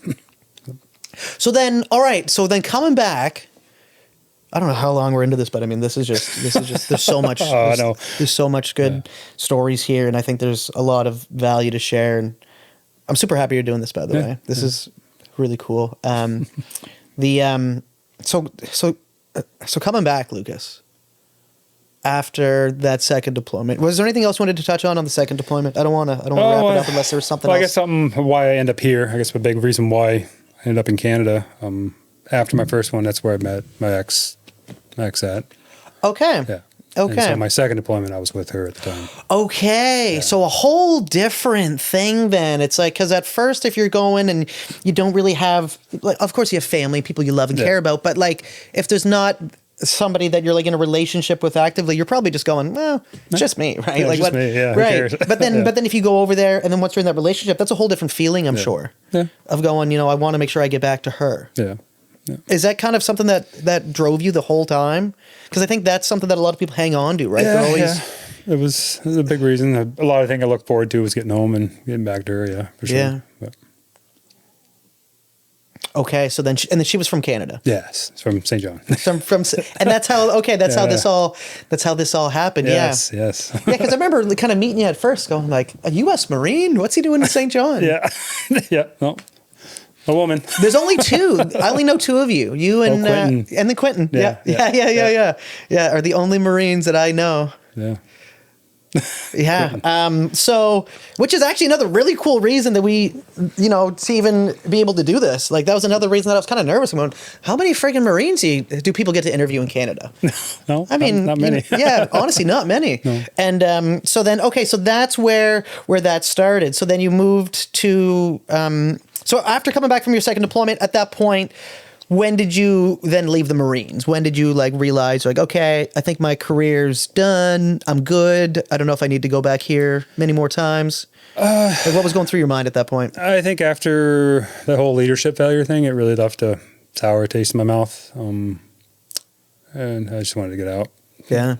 Yeah. Going, I don't want to risk, because your leadership literally, you guys don't get the option of going, I think this is the right situation here in a life or death situation. You don't get to make that call. No. You need to have it come from superiors. Yeah. You are completely at, because as you're sitting there and you're saying we probably shouldn't have sat in that zone for so long, probably all anybody wanted to do was let's get the fuck out of here. The SOP and tactics, you don't sit in the kill zone. You push through it. Yeah. And then you stop and after you're out of it. So yeah, I shouldn't have sat in that kill zone and as long as we did. But I guess what I'm trying to explain, if people even listening going well, then why didn't you just leave? But it's that's not an option. No, you don't get to. You don't get to just make your own decisions. No, you do what you're told. Yeah. And if you did do something that wasn't if you just try to do what you think is right, then you could be subject to jail time. So if I shot back at them, that was happening at the time when he told us not to return fire. 100%. You would end up in jail. Brig, yeah. And have a military dishonorable discharge and prison time and it's just a absolute nightmare. Yeah. And that's what I think people don't understand. No. Of why didn't you just do this? And it's that's you're in between a rock and a hard place of what you're allowed to do and what you're not allowed to do. And if you don't do what you're supposed to do or do something you're not allowed to do, you could literally just end up in jail. Yeah. They'd be charged. Which is almost equally as shitty as another option. Yeah. I do all that and end up in jail. Yeah. So then coming back, and then once you released, so was there a little bit of like an adjustment coming back that time? So the second time, did you find that there was even a larger adjustment coming back? No, they were gearing up to go to Afghanistan. Okay. They wanted my contract was coming to an end. They wanted me to re-enlist to go, and I didn't want to. So it was a 4-year contract. Is that how it works? Yeah, 4-year contract, and I was coming to the end of it, and then you had the option at that point. Then you get to decide whether you want to renew or not. Yeah, and I didn't. So yeah. And, No, 4 years is, man, that's a, you served in a higher capacity than most people that I know. So that's, that's a very active 4 years. I'm sure it felt a lot longer. Yeah, I was counting the days. When you're working every single day like that, like especially the buildup too, even the buildup I'm sure is fairly relentless as well too, right? Long days in the field a lot, training all the time. Yeah. Just drills nonstop and squadron movements and just, and then, I mean, like, it's to the point where you can literally do it in your sleep, kind of, right? Which is what they want, because it's like, you might have to be doing that stuff while you're running off of, 3 days of, being in some horrible situation. Yeah. Like, you just never know, right? Yeah. So it's second nature to you. Yeah. And then you decide to come to St. John to then get into fire school. Yeah, fire school. And then that's when we met at that point. When we met. When you were in fire school here in St. John. Yeah. Which was... Or was I in fire school or was I getting done with it? I can't remember. You would have been because I met you through Matt Clifford. Yeah, and who I was at fire school with. Yeah, so the only way I think that you and I ran into each other was through Matt Clifford, and then that would have been because of fire school. Yeah, correct. Yeah, because you went. Yeah, he was like, "Man, you got to meet my buddy Lucas." We're still good buddies. Just I love Matt. I would love to do a podcast with Matt. Actually, I'd like to get him on here at some point. Oh, he's a good guy. Yeah. So then, fire school. So this is something I find so interesting about you because, going overseas, being in the Marines, multiple tours, you'd think you'd want to come back and go, maybe I'll do something a little lighter. Maybe I'll steer into a direction that's a little bit easier on the nervous system. But I mean, you're picking something that's continuing to be a high stress at times. It's still drills. There's a lot of camaraderie, kind of brotherhood. Yeah. And then literally running into what most people run away from again. Yeah, pretty much. Just at a slightly different level. What do you find everything you did in the military just really prepared you for fire school, for everything? Yeah. Do you find it allowed you to like just really thrive in that environment? Yeah, 100%. I mean, I did struggle, with PTSD a lot when I came out. Didn't really thinking I was okay, and I probably wasn't. But. And did you start to realize some of that around fire school? Is that when it started to probably settle? When did you actually, if you're okay talking about this, when did you even realize, or when did you start to, what were the like signs of you realizing that there is probably some PTSD that's developing or that's happened? Nightmares. Nightmares. A lot of nightmares. Being on edge and being on guard all the time. I'm still, even to this day, I hate crowds. Yeah. Well, even when we went to grab a coffee on Wednesday, something I pointed out was that you picked the corner of the room where you could see everybody coming in and out of the room. I didn't even realize I did that. Yeah, and I had a feeling you didn't realize that, but it's something that's just hardwired. And sometimes I find myself doing it just, I don't even know why. It's like a comfort thing. Yeah. And like I was saying, I was like, you're not in the middle of the room with the door to your back. And if you were, you'd be freaking turning your shoulder every time somebody walked in. So might as well just have it where I can see everything. And I look at people's hands a lot. Just because they go over something. Yeah. What's in the hands? Yeah. Yeah. So it could be a lot on the nervous system. And sometimes I don't even realize I'm doing it until my wife, snaps me out of it or something. Yeah. Yeah. And, I think that's something. For the longest time, people didn't even know what PTSD was, right? It's had so many different names. It was shell shock, I believe, after World War I, I think is what they called it. Was it shell shock then? And then there was, what was another terminology for it that they had? There was shell shock, and then there was quite a few of them, but it's kind of developed over the years, right? And it manifests different in everybody is the thing. Yeah. Mine's just everybody could go through the same experience, but come out with a much different signs of PTSD and how they deal with it. And I think it's got a lot to do with the individual. And from what I've heard, it's a matter of like our nervous system being stretched too hard and too long, almost like a rubber band, right? So, like it's like a rubber band has like what's the word I'm looking for here?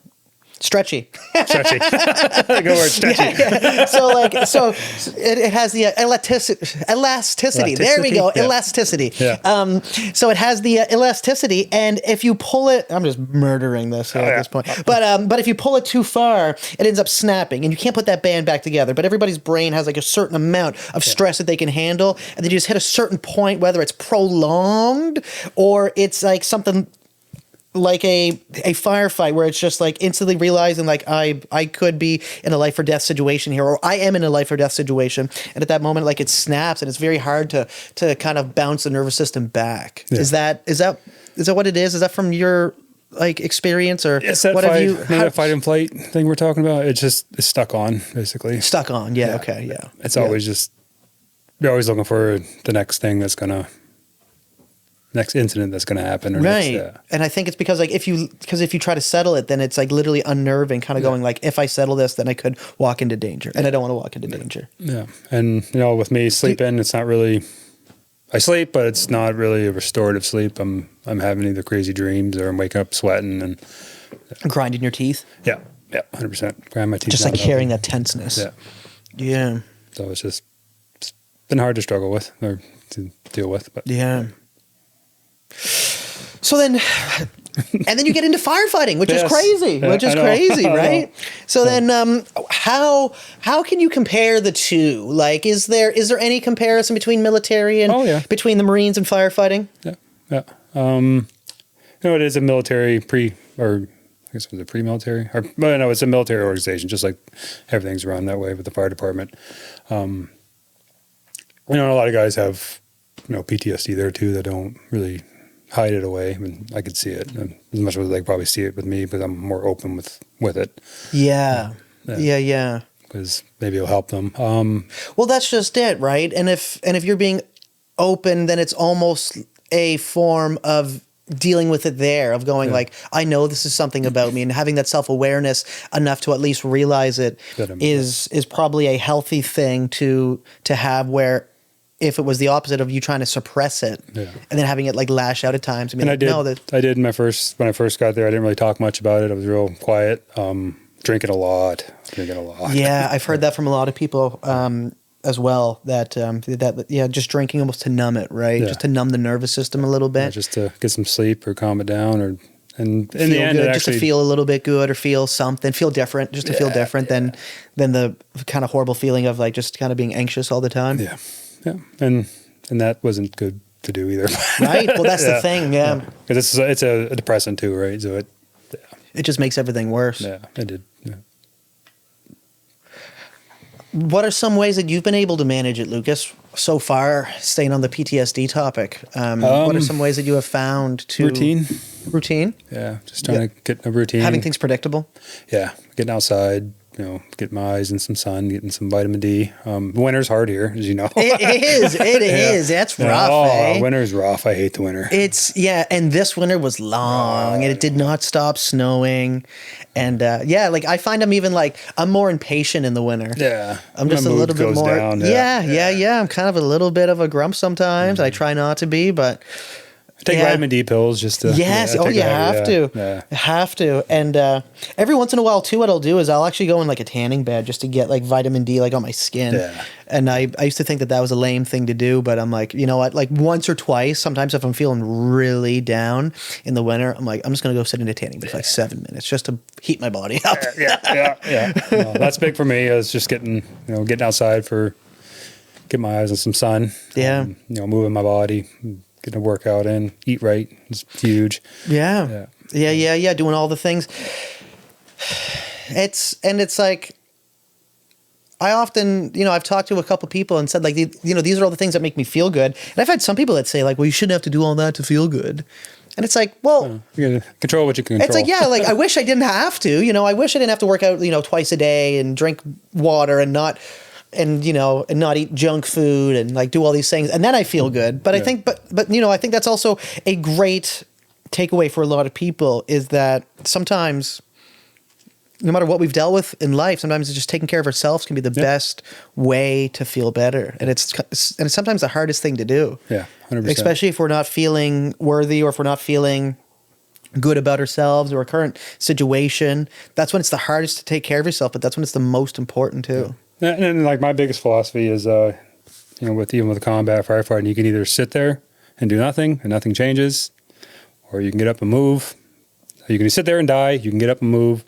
Or you can die trying. Yeah. So that's kind of my big thing. Yeah. So I try not to sit in these things. I know I try to control what I can control. I know I got to eat right. If I eat right, I feel good. I feel better. I get outside and move my body. I'm not going to have as much issues. So then, like, are you a big proponent on like walking, just going out for a walk? Yeah, just going out, moving the body, getting out in the sun. Yeah. Yeah. So the fire department. Yep. You've been there for how long now? 13, 14 years now? 13, 14 years, yeah. Yeah, because I always see you at the Remembrance Day parades. Yeah, I always go to those. Make sure I go to those. Yeah, and do the honor guard stuff. So then what similarities do you think are between firefighting and the Marines? What similarities? But what's also different? What are some things that you find the same? What are some things that you find completely different from your perspective? Because there's a very small percentage of the population that have experienced what you've experienced overseas in Iraq, and then also experienced something as a firefighter as well, like running into a burning building and saving people and fighting something that everybody's running away from. Yeah. A few difference. I mean, the Marine Corps is very, very hardcore disciplined. You get yelled at for anything.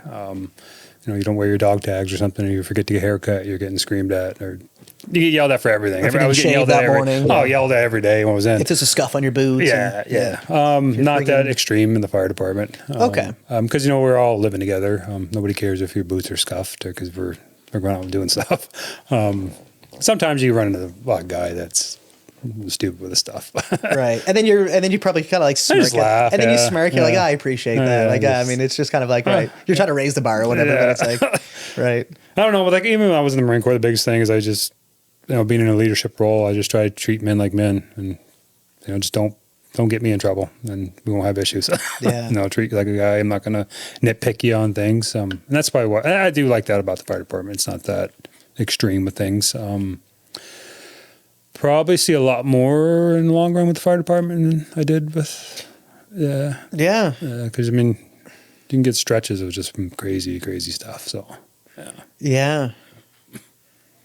I feel like I've heard that from some people who are in the military, but then they, well, actually, no, who was I talking to? So I know a guy who is, he's on the Toronto, so he's a Toronto police officer. Okay. And I think I was talking to him about this, and he was saying he's like, I've probably seen more than like most soldiers that went overseas. Yeah. Just because it's like there's gun violence every single day in Toronto, and it's like these big cities, like people are getting murdered. There's and it's like you're dealing with that day after day after day after day, and then some of these guys do it for 20, 30 years. Yeah. And it's like, oh, is that ever interesting? So then it's like the battle never actually. So it's almost like the battle never leaves. You're always kind of like always driving around into it too, and it's these. I think a lot of people just are ignorant to a lot of these things in society, right? Like, we see the aftershot of a house being put out, or maybe some video footage of some firefighters, but you don't actually think of like what's going on in that firefighter's head at the time. Like, did somebody have to run into that building? Was there family? Did they see anything? Was there like, God forbid, burned bodies, dogs, all these things that people can run into in any of these situations? Yeah. So the biggest thing I've really noticed with the, seeing traumatic things in the fire department, a lot of it's you're coming onto it after it's kind of happened. You know what I'm saying? The guy's already been stabbed. The guy's already been shot. Right. Okay. Yeah. In the military, you're seeing the whole, and usually some guys are. It's unfolding real time. And some guys are the ones doing the shooting too, right? So that's the biggest difference. What I've seen with trauma wise. Not saying it's any different. Trauma's trauma, but a lot more in the fire department. A lot more. Wow. Long one, yeah. Do you find there's a similar feeling to running into a fire as there would have been like going on a convoy or going, having even like in the moment of like an IED going off? Is it a similar maybe mindset or no? Is it completely different? I haven't been able to get that adrenaline rush back. No? No. Okay. No. Okay. No. Interesting. Yeah. So then that was the most adrenaline. Oh yeah. That makes sense though, because like I said, most people will never even experience that amount of stress. Like everything that you were talking about, even if it was just the IED, that is still crazy intense. Yeah. And then to be under suppressing fire where you cannot return fire and you're just waiting to get the order to get out of there, that never happens. Doesn't come. Yeah. So no, that I haven't been able to get that adrenaline rush back. Okay. Yeah. Wow. Well, okay. Yeah. Cool. Okay. So then that probably helps you in the fire department though, because then it just keeps you probably very cool, collected. Yeah, that's important.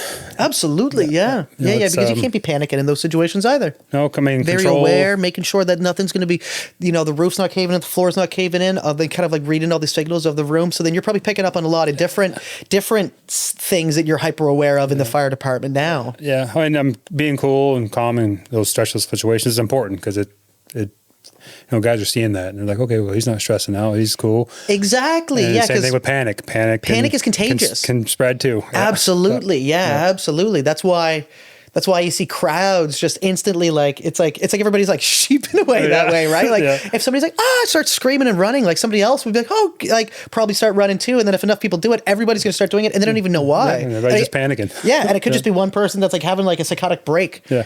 And then you end up 100%. Getting a whole crowd into it too. Like that's very possible. Yeah. So it's big to hold your composure and those things like that. Yeah. What are some like philosophical questions I could ask here? Like let's say, what would Lucas right now tell his 18-year-old self? What do you think? Like, so let's say you're giving yourself some advice before you even got into the military corps, knowing everything you know now. Don't be so hard on yourself. I mean, people are going to judge. I was always so worried about people thought about me when I was younger. Now I'm just, it don't matter. Everybody's going to judge you for it no matter what. Me too. And even when I was in the military, I was so worried about doing well. I was like, I don't want to be the thud fuck. Yeah. I don't want to be the guy that's dragging everybody else down. I want to at least just make sure I'm contributing and that I'm being like, that I'm helping, that like somebody would like be happy to have me by their side. Yeah. And like, that was like a big thing that I just wanted to make sure. It's like, I just never wanted to let anybody down. I'm like, I want to make sure I'm doing this right. And it's all very difficult stuff. Yeah. That's probably the biggest thing I'd tell myself, just to be yourself and let the chips fall where they may. Yeah. That's some great advice right there. Just kind of like giving yourself some grace. Yeah. Because people are going to judge you no matter what. You can do the right thing. You can do the wrong thing. They're still going to judge you. Yeah. Yeah. So just be yourself. Be who you are and go for what you want. I like that. Yeah. I like that a lot. What do you think are some of the biggest lessons that you've learned in life up to this point from all of your vast experience from the military to firefighting? What are some things that maybe the majority of people could take as like advice from somebody who's seen a lot of stress?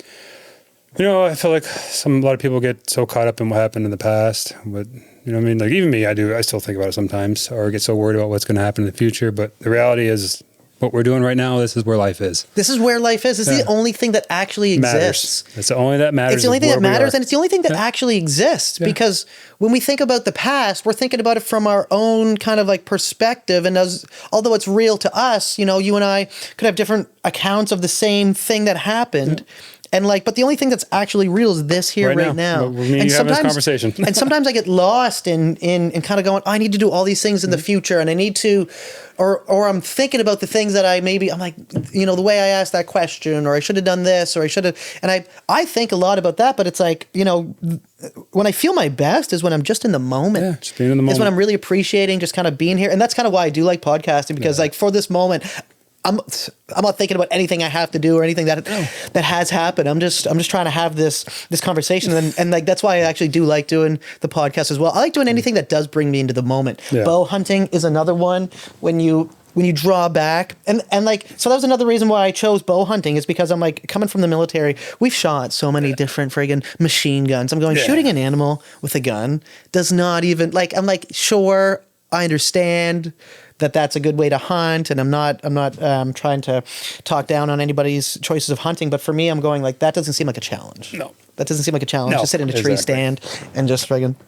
I wouldn't. Yeah, if I was getting, I don't know. I haven't really shot a gun since I've gotten out, but I would love to do something like that. Yeah, and then so then I'm like, I need to learn how to like hold it, which is a whole different thing. It's a whole different art of like making sure you're not gripping it, because you don't want to grip it too hard. You actually want a Body nice awareness. loose palm. You want it to just sit right in the meat of your palm there. And then when you pull it back, you need to line things up. There's almost a little bit of a ritual with it. Yeah. The way that you're standing needs to be correct. And then all the things from shooting, all the principles from shooting really come into play, where you have to control your breath and stuff like that. And like not shooting, like, it's like you shoot like in between the breath kind of deal, which pause. Yeah. Which, when you're actually in a firefight, actually, this is something I want to ask. Does any of that come into play, or does that kind of is that all maybe hopefully muscle memory at that point? But you're probably just like, yeah. Well, I mean, at the point it sucked. Yeah, it's just like everything's kind of. I just felt handicapped. Really, I couldn't shoot back because that was the rules of engagement. So I just kind of got behind a vehicle and just hoped they didn't try to come at us, and if they did, I was ready. So Yeah. But yeah, I mean, big controlling yourself in a firefight's huge. You got to be able to stay calm and control your breathing, because you're not going to hit anything if you. Right. Yeah. right. When you're panicking. Yeah. Yeah. Controlling your breathing, and then. So what are some things that you kind of do now? Like, what are some things you do now for fun? What are you up to now? You said you want to start a podcast? Yeah, I'm doing the podcast thing and like making stupid videos and talking about the stuff. They're not stupid videos. I know. Dude, they're really powerful videos, actually. Even this morning, I just pulled a couple up because I was just like, I just want to get some juices flowing. And one of the ones you were talking about PTSD and how that can, and then how that can manifest. And then another one you were talking about the explosion that happened 2 weeks into your first deployment. Yep.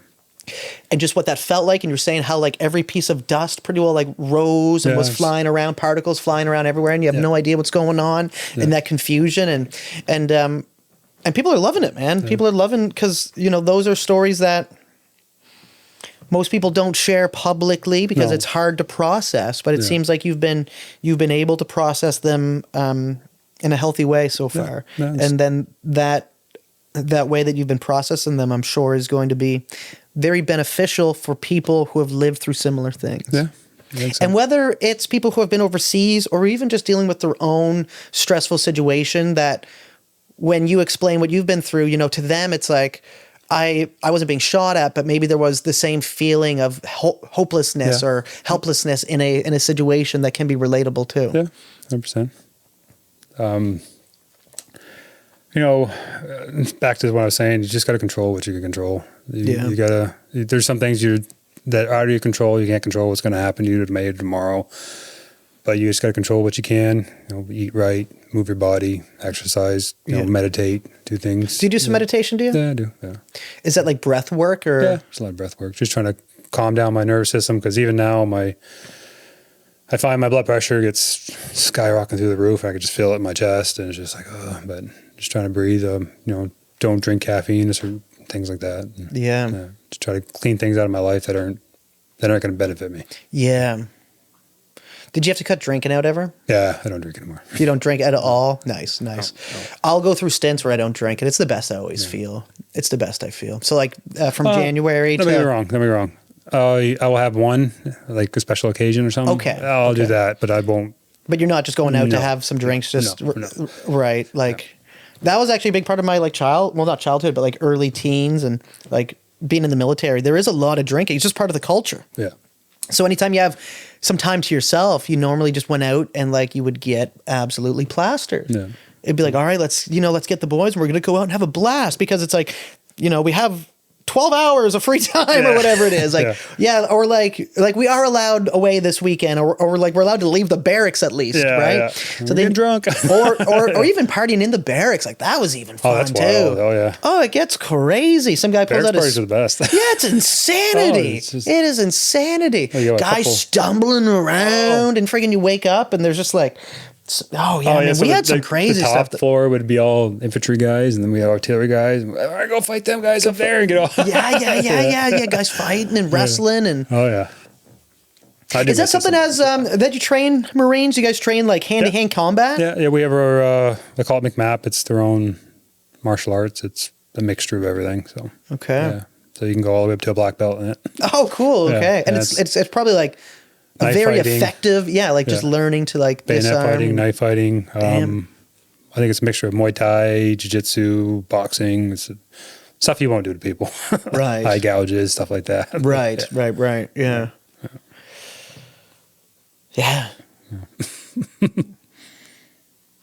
Has it ever came in handy in the fire department?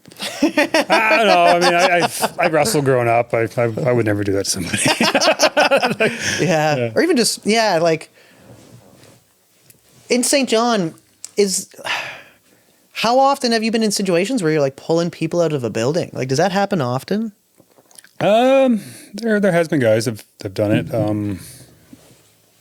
it. Sometimes it doesn't work out that way.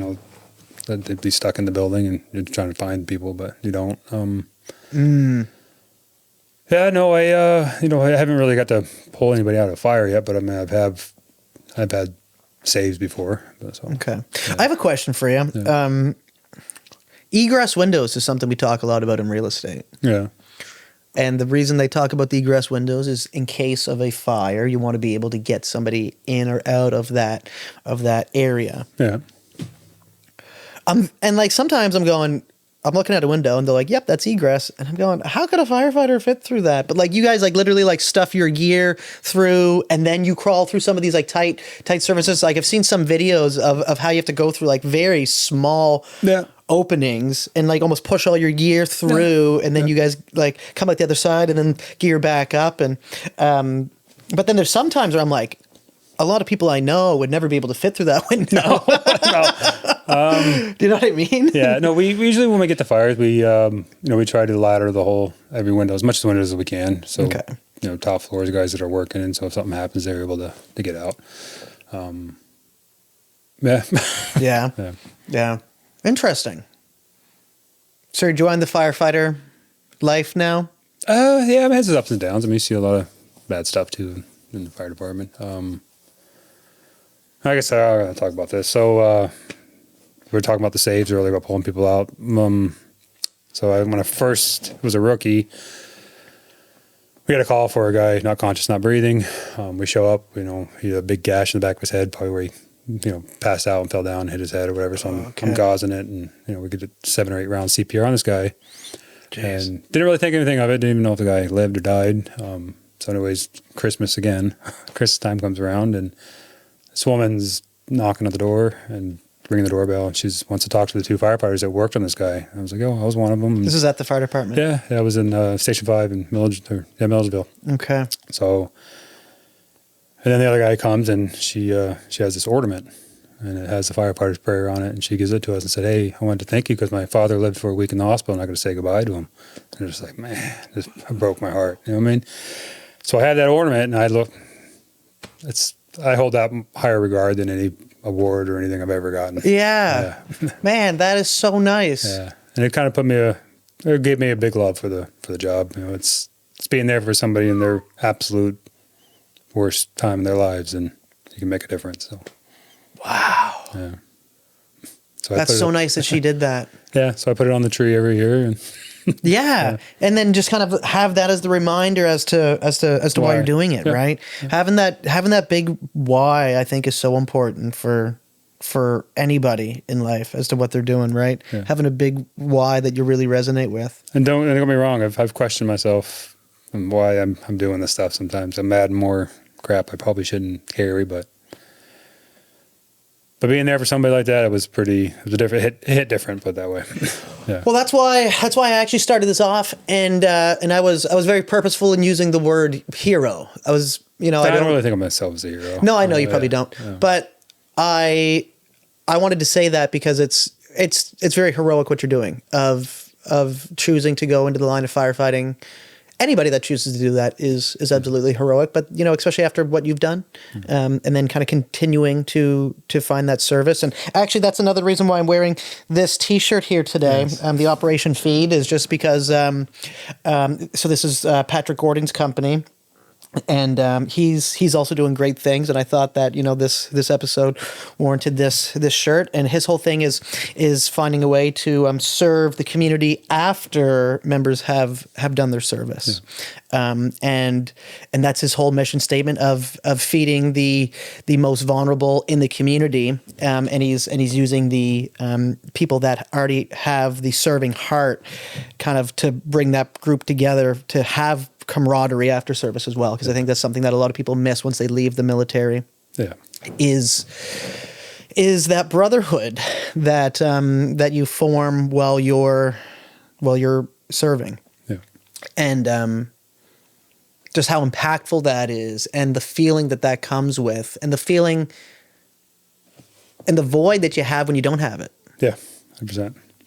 Yeah, that was a big struggle. Get out of the Marine Corps. A lot of people had that, transitioning out from the military. You lose a lot of your brotherhood. You lose that whole sense of purpose, and that was because everything is very important, right? It goes from literally everything you're doing is life or death. Yeah.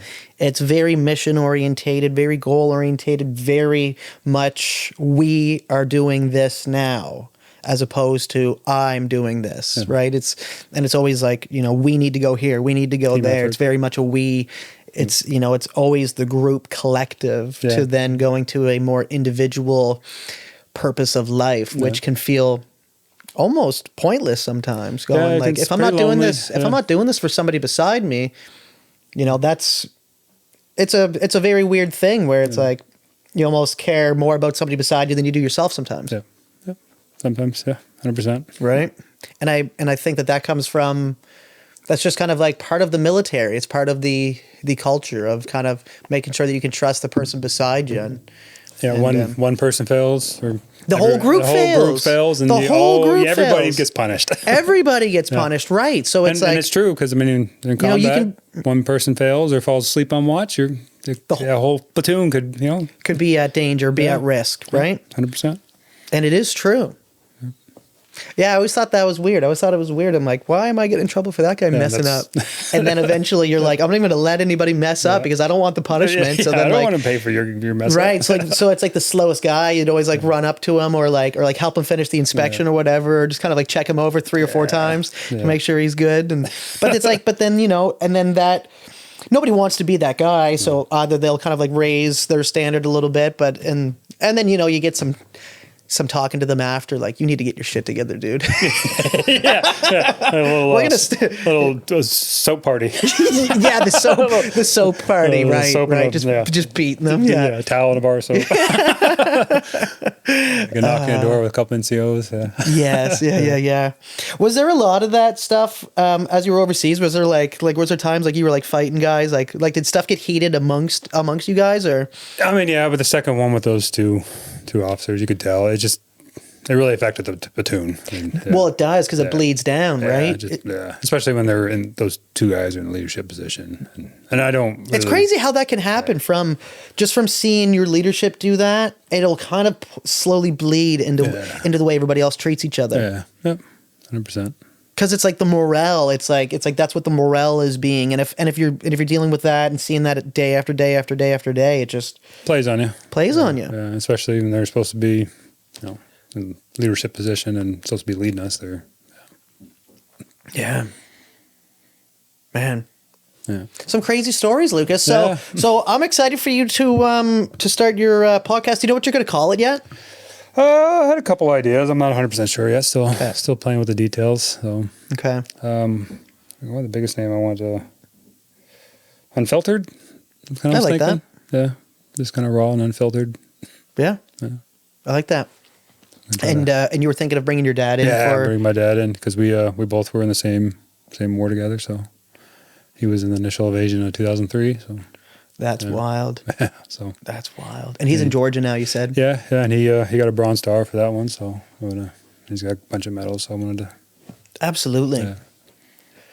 Man, I think it'll be very powerful. I'm super excited. I'm super excited for that, and I'm very thankful that you came in today. Yeah. Did you want to leave with anything? Do you want to say anything before we go? Any final statements? No, I think we kind of covered a lot. Yeah, I think we said a lot. That was really good. So, so guys, ladies and gentlemen, thank you so much. This was a powerful podcast here today that I'm super excited that we got to have on the record. And this will be